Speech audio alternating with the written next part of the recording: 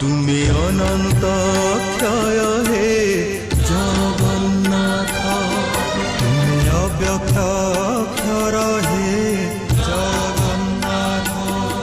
নিজ ইচ্ছারু সৃজিল এ জগত, আদি নাহি যে তুমার নাহি অন্ত। তুমি পবিত্র ওঙ্কার চির সত্য।